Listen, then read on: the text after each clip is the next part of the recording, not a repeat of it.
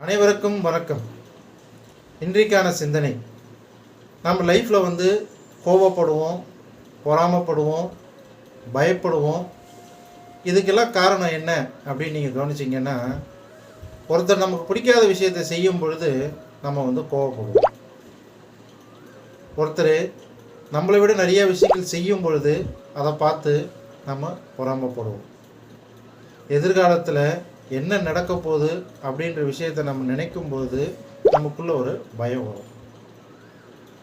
ஆனால் உண்மையாலுமே இந்த 3 விஷயங்கள் எதனால் நடக்குது அப்படின்னு நீங்கள் பார்த்தீங்கன்னா, நம்ம அதை ஏற்றுக்கொள்கிறதுக்கு தயங்குறதுனால தான் நடக்குது.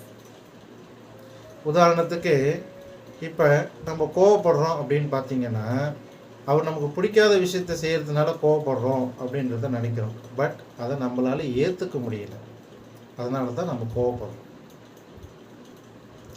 எதிர்காலத்தை பயத்தை நம்ம எதிர்கொள்கிறதுக்கு ஏற்றுக்க தயங்குறோம். அதனால தான் பயப்படுறோம். ஒருத்தர் நம்மளை விட நிறைய விஷயங்கள் செய்யும் பொழுது அதை நம்ம ஏற்றுக்க மறுக்கிறோம். அதனால தான் அவர்களை பார்த்து நாம் பொறாமைப்படுறோம். ஒன்று மட்டும் நல்லா தெரிஞ்சுக்கிங்க, நீங்கள் உங்கள் லைஃப்பில் ஏற்றுக்க எப்போ தயங்குறீங்களோ அப்போ நீங்கள் இந்த பிரச்சனைகளெல்லாம் சந்திப்பீங்க. பட் நீங்கள் ஏற்றுக்க ஆரம்பிச்சிட்டிங்கன்னா, அக்செப்ட் பண்ணிக்கிட்டீங்கன்னா, நீங்கள் இந்த 3 விதமான நெகட்டிவான எமோஷன்ஸ்லேருந்து வெளியே வரலாம். So accept.